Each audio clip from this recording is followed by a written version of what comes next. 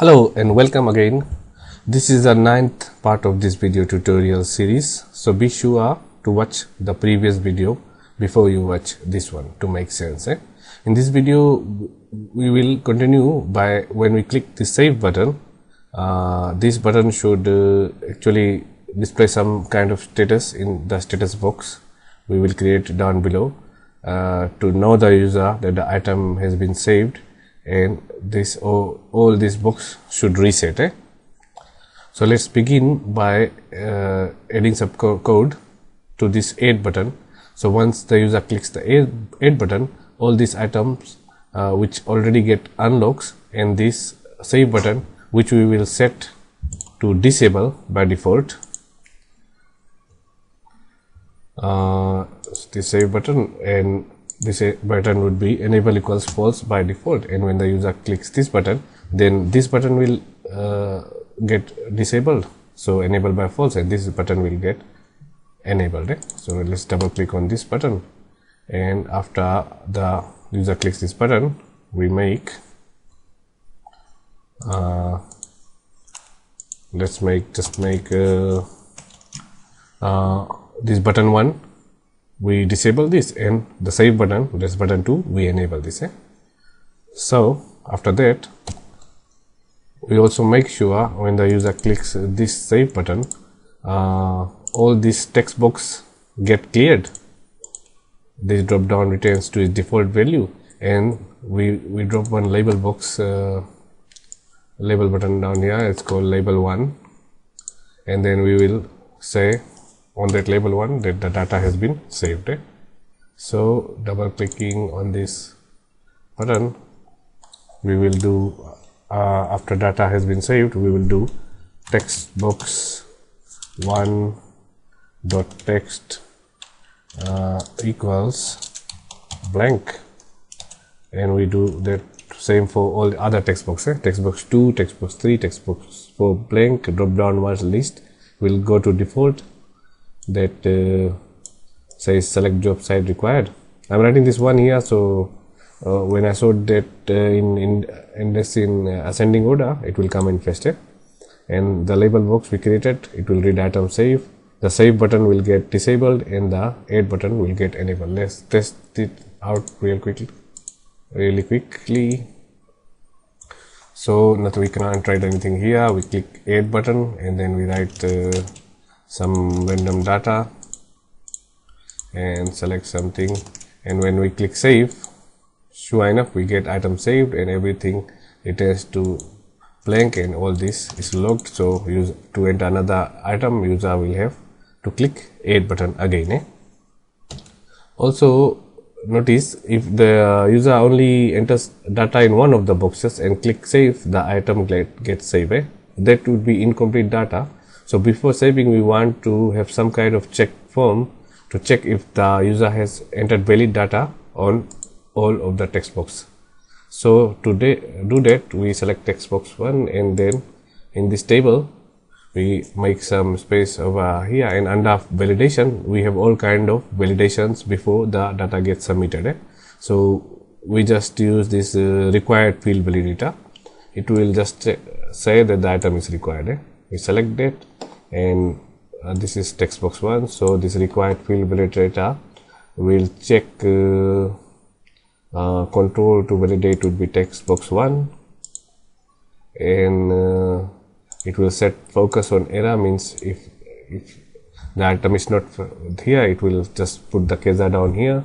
We maybe change this color to like a bright red, and we changed display to dynamic, so it will not reserve any space, and when appear only when needed. And finally we have to write the error message. It's item name required, and we just copy this down to text box 2 as well. Let's save and test. So notice when we click add, it says item name required. We don't want this button or this button to validate controls, only save button. So we make this button not to validate. We go do that by selecting the button and over here anywhere in the middle we make some space and we type course validation equals open inverted commas and then false. This should be in same line, sorry. So like so, course validation equals false. Just let me get rid of this extra line, and then we copy this one and also paste it for our home button as well. So this button also doesn't cause any validation. So great. So this button will only cause validation. Let's test it out real quick, and we can add yes, and this goes to home. Sure enough, we come to add item. So only this button will cause validation, like so. So let's validate all the other controls. We just copy it, and then for here we paste another one, and for here we paste another one, and this will validate control text box 2, and this will validate control text box 3. Let's not validate comments because it's optional, so the user can choose not to enter data there. And this is units required, so we just write units required.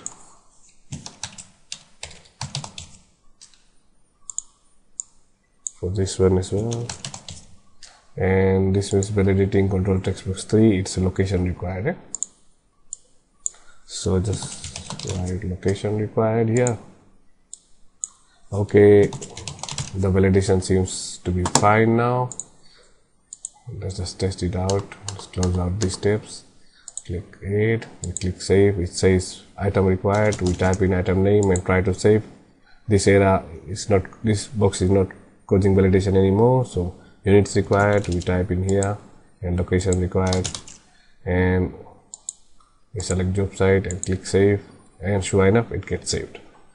And the final thing we have to correct is now if we enter the same item name twice or more than one time, it will get saved into the database. We don't want to repeat the name of item in our inventory, otherwise there would be not much point of having the inventory, because if there are multiple items under the same name, the stock won't be balanced. So one way to do is we go to database and we open up our database, and in our table, sorry, let's just get rid of all this data we just entered.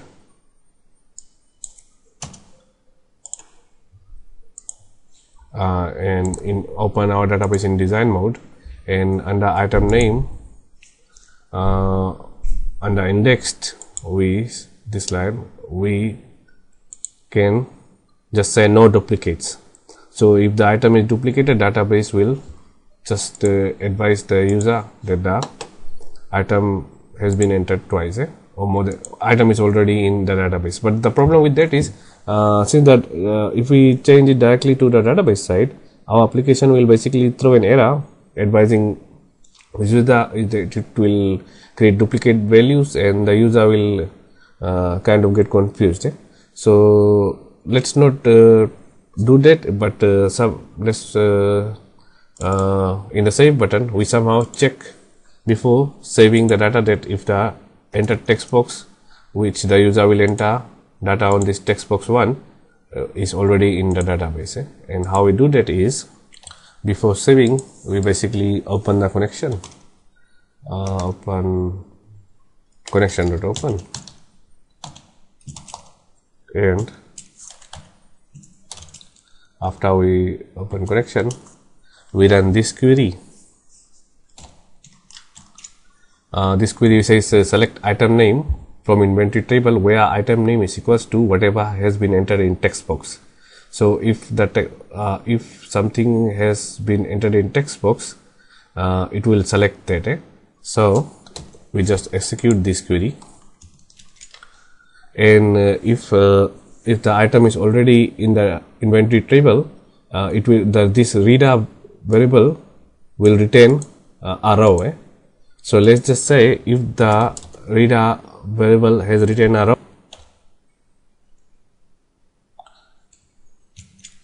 So if the reader variable has rows, we do a response rewrite. That's a message box in browser.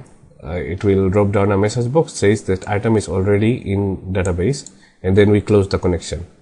Otherwise we do, and if the row is not if the data is not already in database, we just and